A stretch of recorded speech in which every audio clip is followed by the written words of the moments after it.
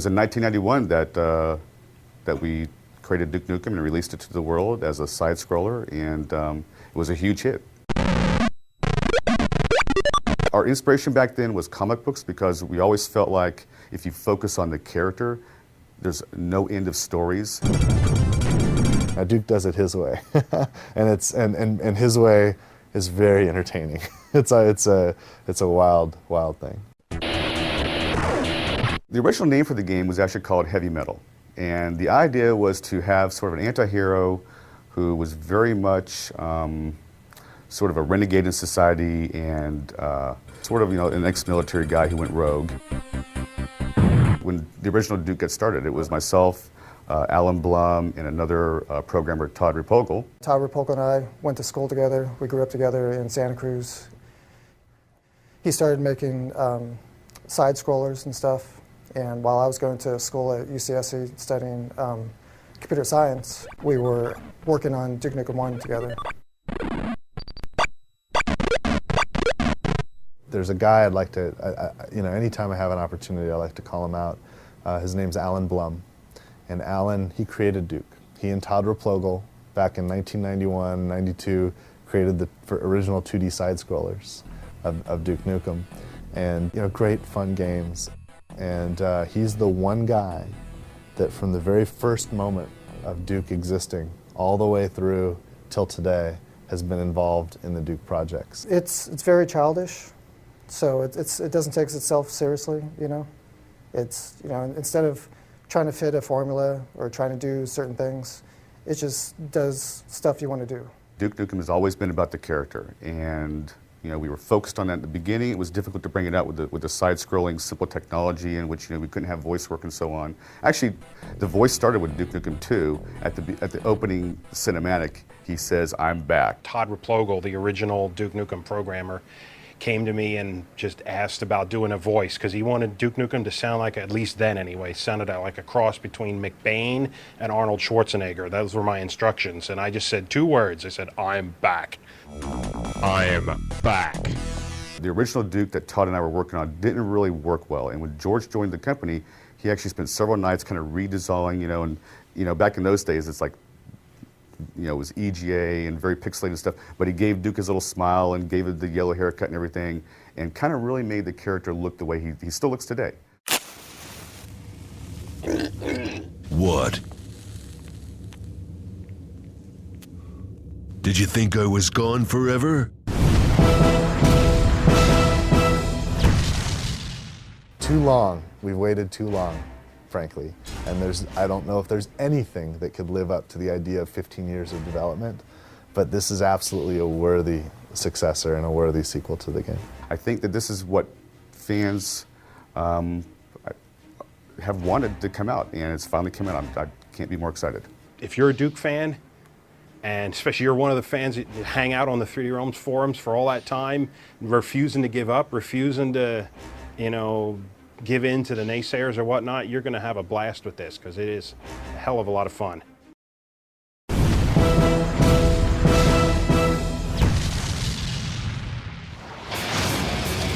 We didn't really have any expectation it would hit as big as it did. I mean, obviously when you make these things, you have a lot of passion and a lot of expectations for it, but the way it took off was way beyond our expectations. Doom was out, and Apogee also had their own Rise of the Triad game, and just a ton of other 3D games like that. So that's where it was decided to take Duke 3D.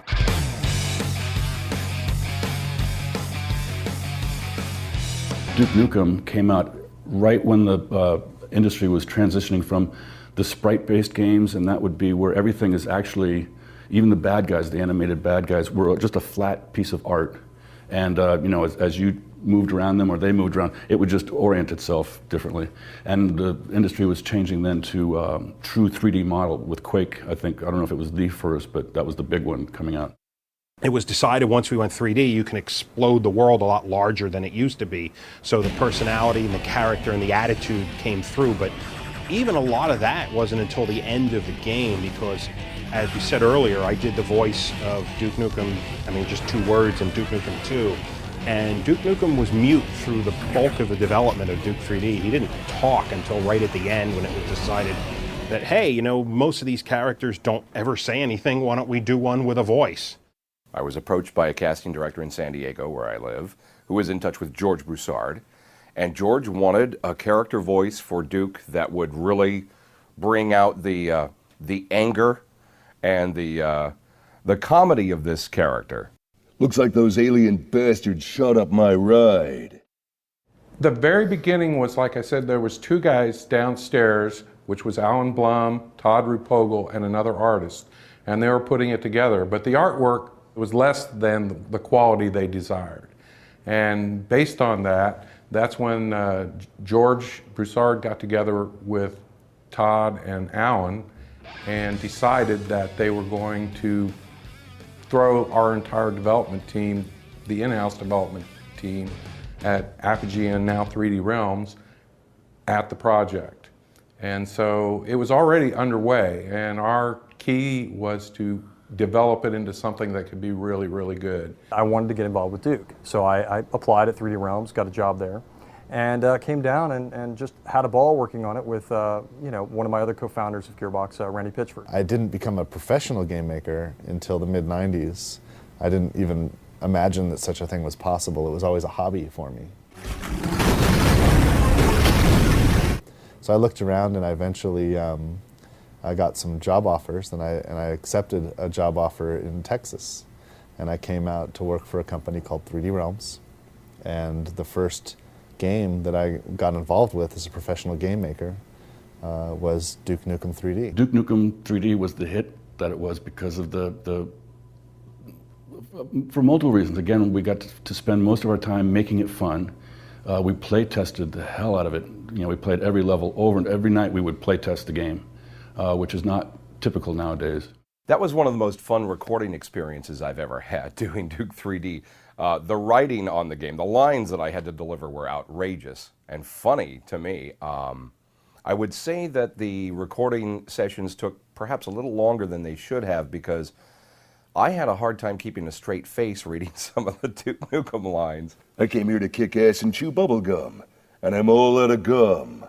We would sit around and somebody would have an idea about, oh, it'd be cool if he said this, or it'd be wonderful if he went ahead and shot this Mickey Mouse character, or I shouldn't say Mickey Mouse, a mouse-type character at an amusement park, or something like that, and then say, man, that was annoying. Almost all of the really good ideas would start, we'd all, like, either the smoke breaks or while we're eating, someone would have a little spark of an idea, and then a second person would add to it, like 5 minutes later, think, oh, you know what else? And then the third person, and once that third person had added their part, the idea was just like, yeah, we got to do that.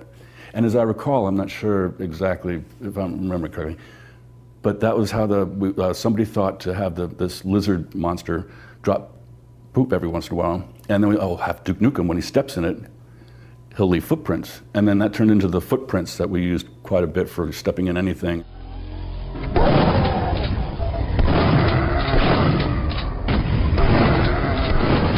There was a little bit of the Duke personality in Duke 2, because in Duke 1 and 2, yes, there were characters. There was Duke Nukem and Dr. Proton and things of that nature. But the character, the essence of what made the character what it is now, wasn't so much, it wasn't almost wasn't there at all in the first one, and there was just tidbits of it in the second game.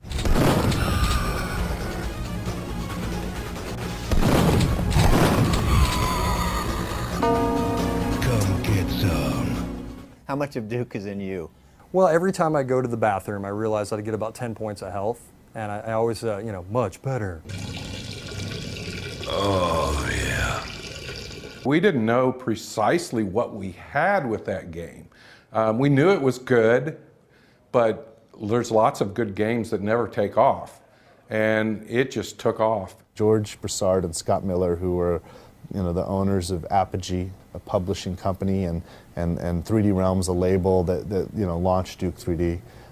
These guys really did a lot to help spawn an industry here in Dallas, and really created the first-person genre. The combination of violence, not real violence, no one's really getting hurt, the combination of violence and humor, to me, is just, and the Stooges, and I mean, there's a lot of examples of that.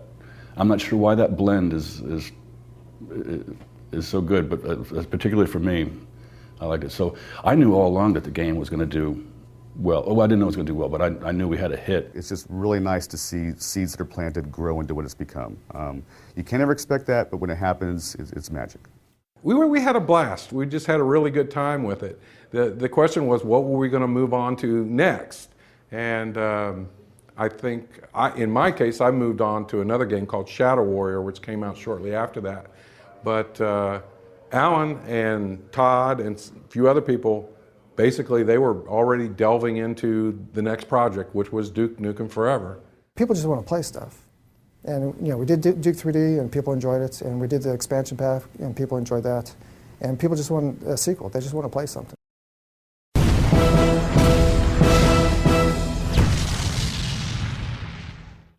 There were a lot of very smart, talented, capable, and very committed people that were involved. And I think that if there was a very simple problem or decision they could have made, or a simple problem they could fix, or some behavior they could change that would have allowed the game or helped the game ship, that they all would have jumped at that and they would have done that.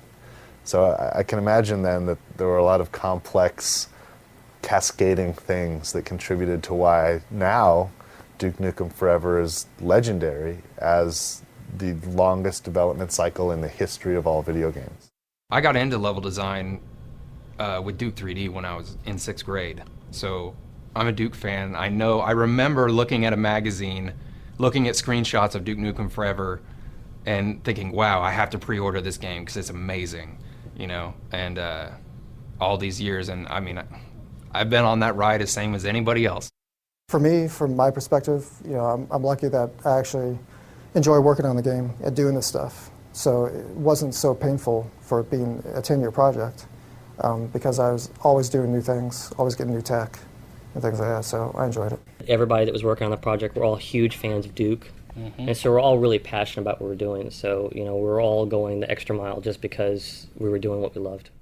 It was kind of more of a circle where by the time we got some of these levels far enough along that we really liked them, we'd come back to the other ones that we'd worked on earlier, and enough had changed on the gameplay side of things, or another game had come out, and so the standards had changed, and so that original level that was really good a year and a half ago didn't really stand up as much anymore, and we wanted to go back and revisit it.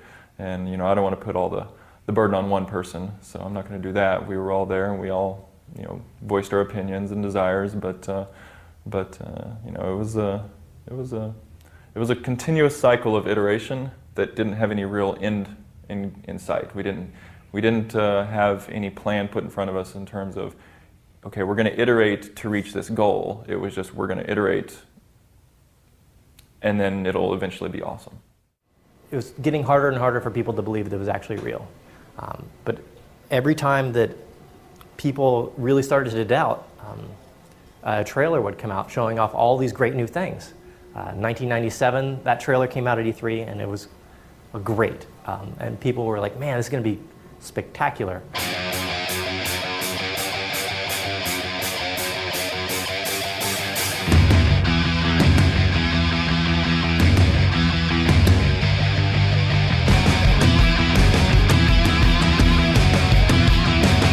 There was no such thing as a milestone delivery. It was just make it cool, make it awesome. And the funny thing about making cool and awesome things is you can always make it more cool and more awesome. And you'll find that the time just tends to fly by when you're doing that.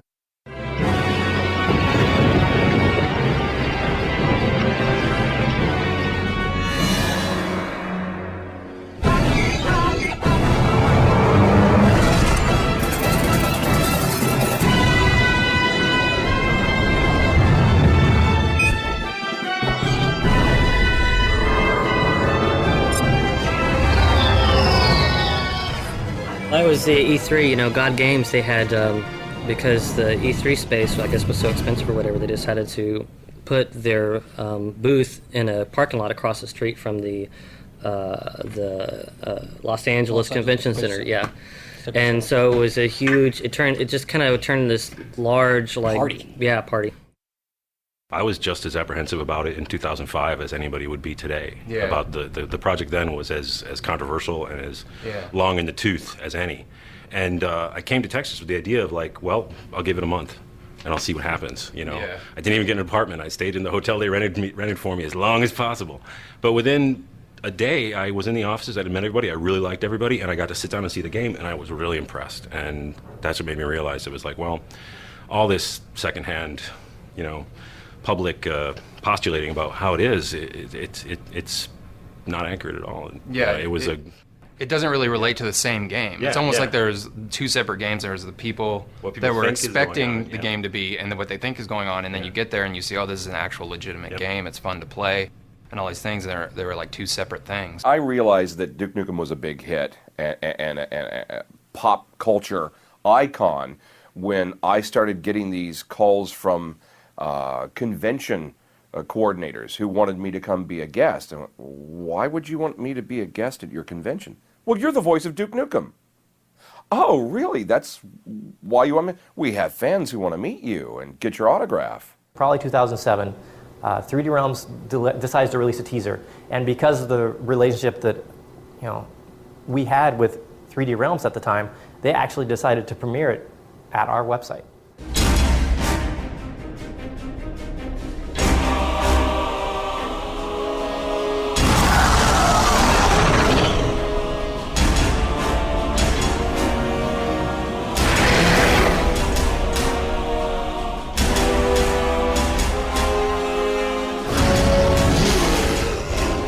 This is a website I had, been running for a long time, and we'd scaled up quite a bit, and we had not had problems with traffic in years, and we've been featured on CNN and all these kind of major things, and we've always handled no problem.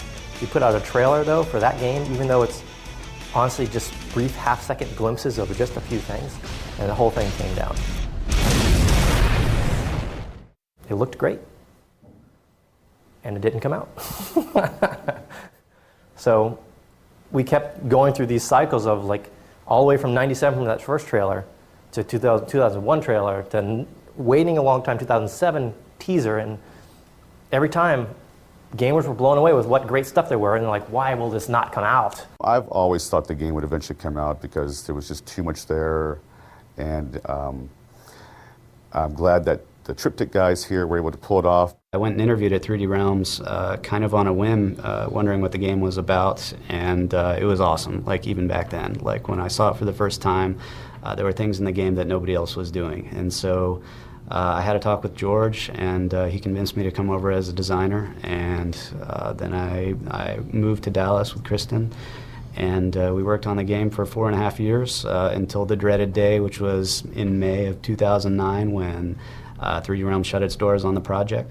I was talking to, I'm sure other people had offered this as well, but I was talking to our programmer, Rob, and was saying, if you want to work on it in our spare time, I'm willing to do that with you. If you want to do it, it's just a tragedy that this game will never come out, And then, around that time, David Regal was going around talking to people, and so we were already interested anyway, so it kind of all fell into place. We had like 3 or 4 meetings with all the people who were really serious about forming the company. And the last one was in June of 2009. And just by coincidence, when we brought everybody to the house, that was the same night that we did have tornado warnings. So we were essentially forced to sit around in our living room for about 2 hours and talk about the company and the game. And I think, maybe if people hadn't been forced to sit in and wait, that maybe we wouldn't have talked about as much or convinced them. There were a few meetings off-site, but pretty much our house became the center of everything. It was actually the most exciting time in my career, which is odd. I mean, usually you don't think you'd think that. I mean, I wasn't getting paid. I was working a ton of hours, and but it was all because we were working towards the same thing. We were all on the same page. We wanted to finish Duke. I did a lot of work on the weekends and stuff. I like doing various things. I concepted up a lot of the stuff that's in the game now, like Monster Truck I did on the weekends, pool tables I did on the weekends, air hockey I did on the weekends. I just enjoy it. So for me, from my perspective, I'm lucky that I actually enjoy working on the game and doing this stuff. You hear a lot of stories about game companies starting in somebody's living room, with a project that nobody had heard of, and it really takes once it's announced, it goes, viral or whatever you want to say. And that's pretty much how it was. I mean, we were working crazy hours, we're getting on each other's nerves, starting to stink up the house and all that junk. But, we were all really focused because we were going to be the ones that brought Duke back.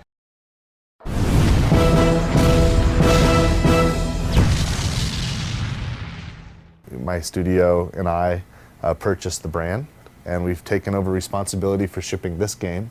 And because we have the franchise now, we'll care about Duke's future.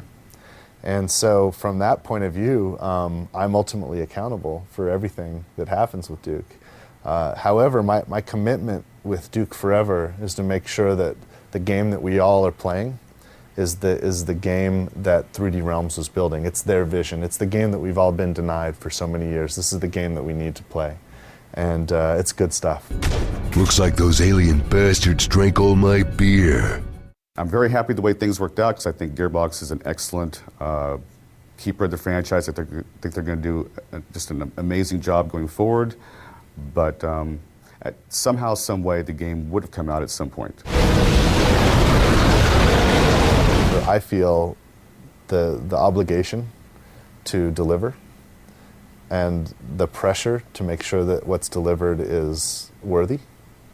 On the other hand, I feel huge amounts of catharsis and a tremendous amount of honor and humility that I get to be a part of it, because there's nothing in the industry like it. I mean, there's just been there's no greater example of unresolved deep tension in the history of the video games than this. So it's pretty wild to be here. This is taking forever. Time to stop pissing around and get this big guy back into action. It's definitely going to be old school, true to Duke. You think so? I don't know if it's going to be worth it, really. What do you do around here anyway? Yeah.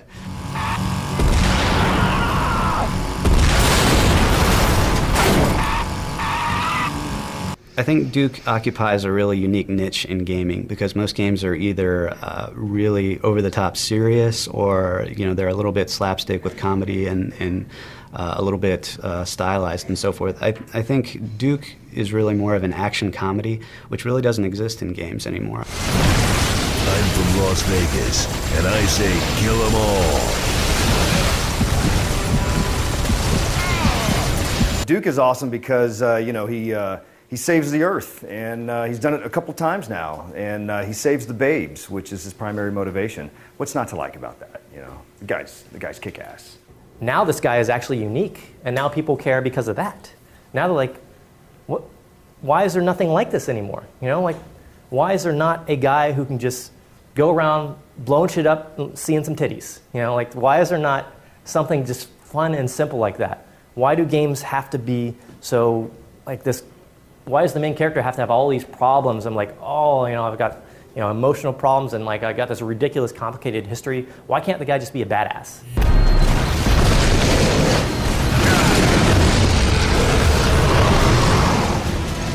I think, it's very different than anything that's out there. It's less serious, it's more fun, you're not going to find anything else out there like it.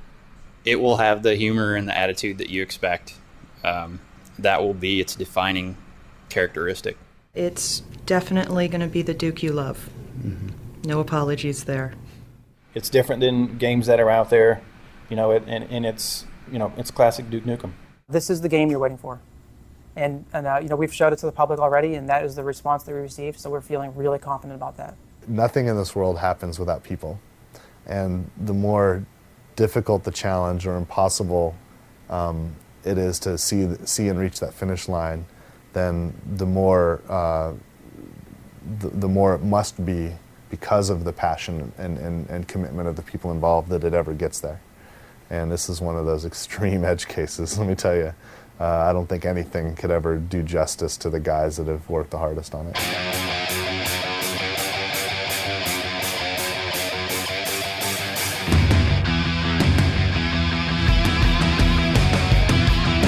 My name's Alan Blum, working on Duke Nukem Forever. My name is David Regal. I'm head of Triptych Games. I'm Kristen Hegland, and I am the managing partner of Triptych Games. My name is Benjamin Wagley, and I'm an animator. Hi, I'm Joe Sigler. I'm the Duke Nukem Community Manager for Gearbox Software. My name is John St. John, and back in 1995, I was cast as the voice of Duke Nukem. I'm Charlie Wiederhold. I was a level designer, programmer, producer on Duke Nukem Forever from 1998 till 2006. I'm Richard Gray, also known as the Level Lord. I used to be a level designer making 3D action games, including Duke Nukem 3D. Brian Cousins, Minister of Art. I'm Stephen Cole. I'm a visual designer here at Gearbox Software. My name is Stephen Hornback. I was the lead artist for Duke 3D. My name is Chris DeSimone, and I'm a CG artist. My name's Andrew Baker. I'm a level designer on Duke Nukem Forever. My name is Brad Jacobs. I'm a level designer on Duke Nukem Forever. Andrew Kirshner. I'm an environment artist. Hi, I'm Aaron Tebow. I'm the Vice President of Product Development here at Gearbox Software. Hello, I'm Keith Schuler. I was level designer on Duke Nukem Forever. Hi, my name is John Anderson. I was a level designer on Duke Nukem Forever. My name is Richard Hunick, and I was a game designer for 3D Realms. My name is Eric Von Rothkirch, and I'm the audio director for Triptych Games. My name is David Eddings. I'm the Vice President of Business Development and Licensing here at Gearbox Software. Hi, I'm Brian Martell. I'm one of the co-founders of Gearbox Software, and I'm the Chief Creative Officer of Gearbox. My name is Mike Wardwell, and I'm the producer of Duke Nukem Forever. I'm Scott Miller. I'm co-founder of the company 3D Realms that first created Duke Nukem. I'm Randy Pitchford. I'm the president of Gearbox Software, executive producer of Duke Nukem Forever. And because of crazy people like me and the team, people with balls of steel, Duke Forever's finally going to ship. That's all you really need is explosions and tits, and then you're good to go. Mm-hmm. That's a quote. I'm so glad you're okay. All right, time for my reward.